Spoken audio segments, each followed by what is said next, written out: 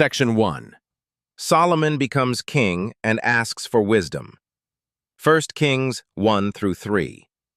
The story begins with an aging king and a throne at risk. King David is old and frail. He no longer rules. He lies in bed, shivering. But outside his chamber, power games begin. One of his sons, Adonijah, declares himself king. He gathers chariots, soldiers, and key supporters. It looks like a classic royal coup, but not everyone joins him. The prophet Nathan and Bathsheba, the mother of Solomon, act quickly. They remind David of his promise, that Solomon, not Adonijah, is to rule after him. David responds. He orders Solomon to be anointed king immediately. Trumpets sound. People shout, "Long live King Solomon!" Adonijah's party collapses. His guests scatter. The throne is secured. Solomon is now king, but young and untested. Soon after, he travels to Gibeon, where the main altar is located. There he offers 1,000 burnt offerings.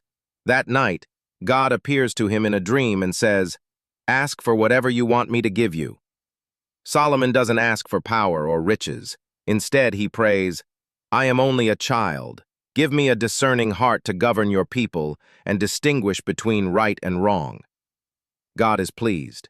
He grants Solomon wisdom, unmatched by anyone before or after him. And because he didn't ask for selfish things, God adds riches, honor, and long life, if he walks faithfully. Solomon returns to Jerusalem. Soon his wisdom is put to the test.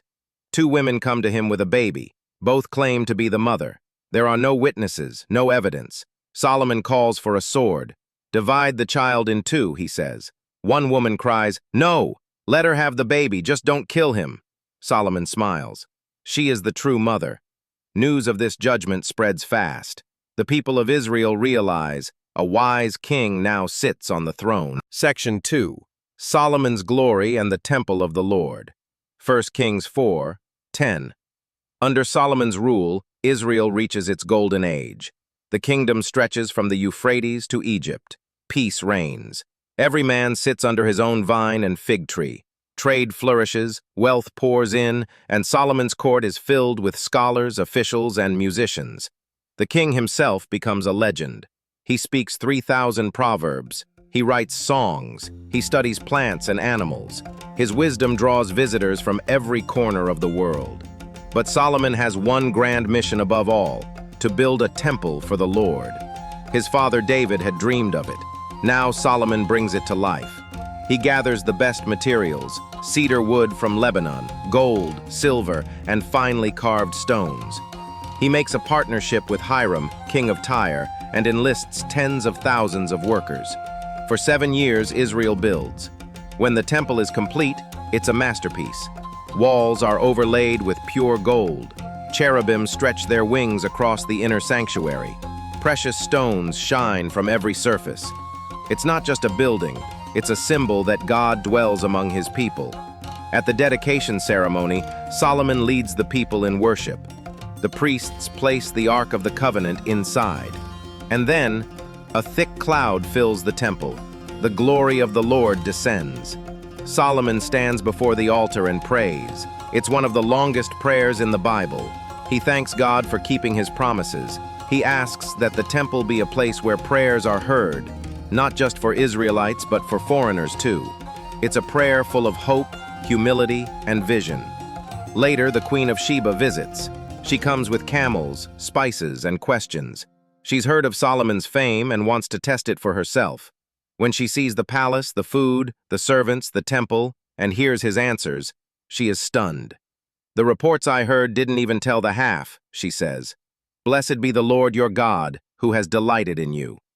Israel is at its height. Wealth, wisdom, and worship, everything shines.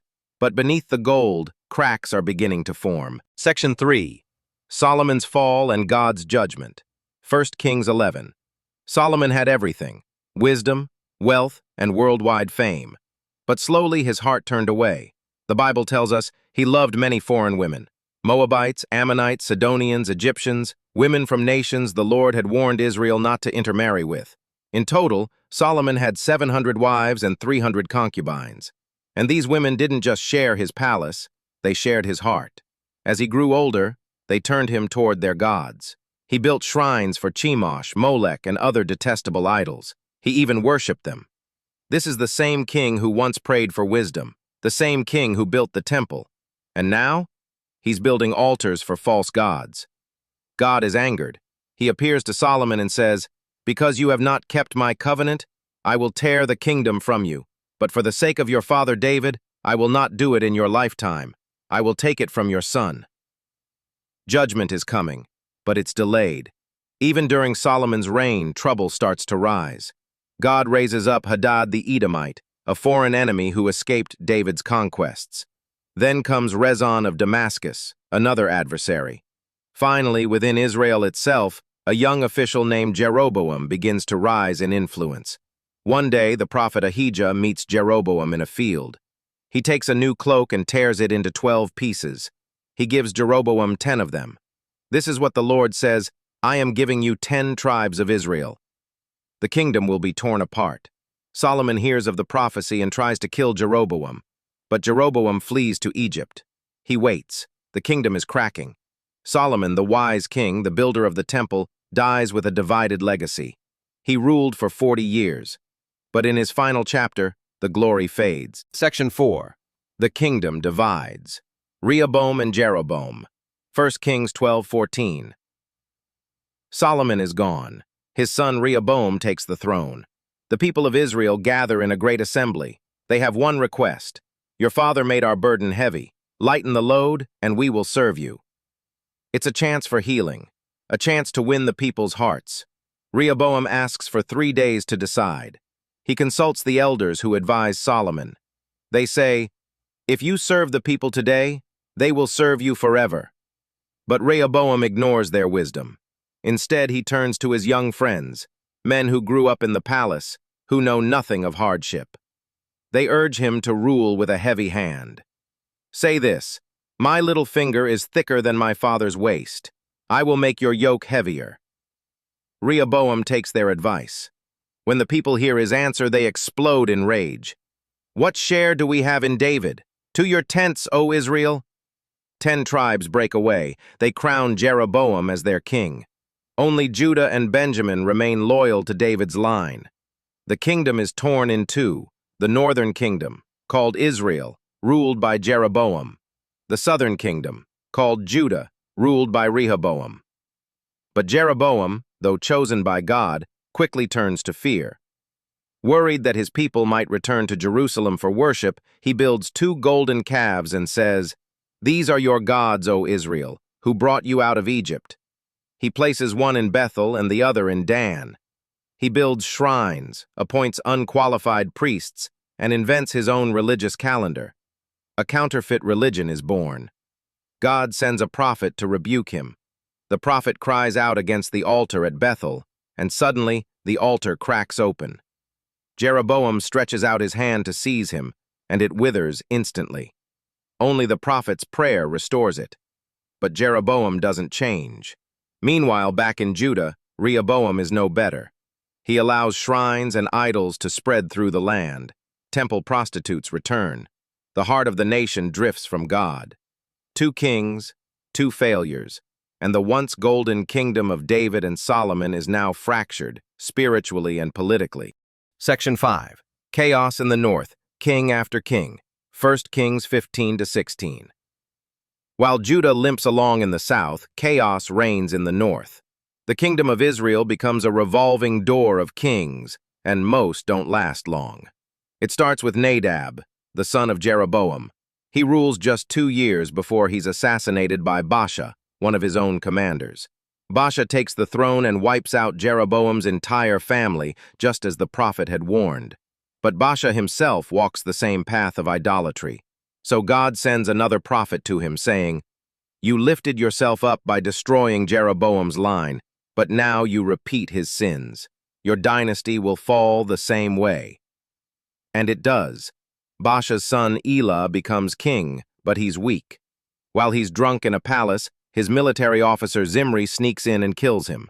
Zimri takes the throne and immediately slaughters Baasha's entire family, trying to secure power.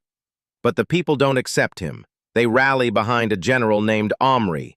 When Zimri sees he's surrounded, he burns down the royal palace, with himself inside. 7 days. That's how long Zimri was king. Omri becomes king and he brings some stability, but not righteousness. He builds a new capital city, Samaria. It becomes the political heart of the north. But Omri continues the cycle of sin and idolatry. Then comes his son, Ahab. The narrator pauses here and makes it clear. Ahab did more evil in the eyes of the Lord than all who came before him. He marries Jezebel, a princess from Sidon, and a devoted worshiper of Baal. Together, they build altars to Baal, set up Asherah poles, and lead Israel even deeper into darkness. The once promising northern kingdom has become a land of bloodshed and false gods. But God is not silent. He's about to send someone who will speak for him with fire. Section 6. Elijah's challenge to King Ahab. 1 Kings 17-19. As darkness spreads over Israel, God raises a bold voice, Elijah. Ahab, married to the fierce queen Jezebel, rules with cruelty and leads the people into worshipping Baal, a pagan god of storms and fertility. Elijah suddenly appears and delivers a shocking message. There will be no rain or dew in the land until I say so. A severe drought begins. Elijah hides by a brook where ravens bring him food. God's provision in the wilderness. Soon, Elijah travels to a poor widow in Zarephath. She's about to prepare a final meal for herself and her son, expecting to starve.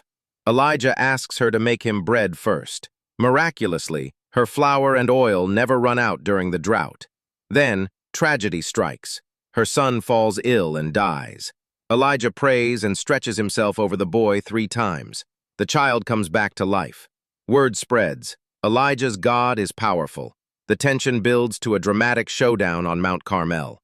Elijah challenges 450 prophets of Baal to a contest. You call on your God to send fire. I will call on the Lord. The prophets of Baal shout, dance, and cut themselves all day. Nothing happens. Elijah drenches his altar with water, then prays once. Suddenly, fire rains down from heaven, consuming the offering, the wood, even the stones. The crowd falls to their knees. The Lord, He is God. But victory is short-lived. Queen Jezebel vows to kill Elijah. He flees into the wilderness, exhausted and afraid. In a cave, Elijah waits for God. A mighty wind tears through the mountains. An earthquake shakes the ground. A fire blazes. But God is not in any of them. Then comes a gentle whisper. God's still small voice reminds Elijah, "You are not alone. I have preserved 7,000 in Israel who have not bowed to Baal." Elijah's mission continues. Section 7. King Ahab, Naboth's vineyard, and judgment. 1 Kings 23-22. King Ahab, now wealthy and powerful, desires a vineyard close to his palace. It belongs to a man named Naboth, who refuses to sell it. Naboth's land is more than property, it's his inheritance, his family's legacy. Ahab sulks and goes home, angry and depressed. Queen Jezebel, ruthless and cunning, devises a dark plan. She arranges for false witnesses to accuse Naboth of blasphemy and treason. Naboth is stoned to death. Ahab takes the vineyard. But justice is not silent. The prophet Elijah confronts Ahab with a sharp word from God. Because you have killed and seized, dogs will lick your blood in the very place where they licked Naboth's. Ahab is terrified and humbles himself. God delays the punishment. Later, Ahab joins forces with King Jehoshaphat of Judah to fight the Arameans. They consult prophets, who all predict victory. But one prophet, Micaiah, speaks the truth. I saw Israel scattered like sheep without a shepherd. Ahab ignores the warning. In battle, he disguises himself, but is struck by an arrow and dies. Dogs lick his blood, fulfilling Elijah's prophecy. The end of Ahab's reign marks a turning point. God's judgment is real and unavoidable. Final summary. The rise and fall of kings in 1 Kings. The book of 1 Kings tells a powerful story. From Solomon's wise and glorious reign to the division of the kingdom and the chaos and idolatry that follow. We see a kingdom at its peak, with a wise king building a magnificent temple where God's presence dwells. But human failure soon unravels the dream. Pride, fear, and idolatry pull Israel apart. North and south split. Kings rise and fall. Prophets call out God's judgment. Through it all, God remains faithful. He raises voices like Elijah's, calling the people back to him. The story doesn't end here. The drama continues in 2 Kings, where the fate of Israel and Judah unfolds, leading to exile and hope beyond.